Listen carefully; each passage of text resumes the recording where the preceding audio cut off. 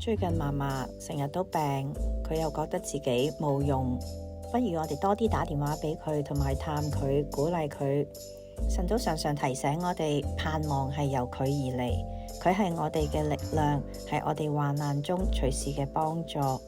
天上常常顧念我哋嘅呢位父親，好樂意隨時同我哋分憂。唔知道你哋心中係咪都經歷緊一啲失望呢？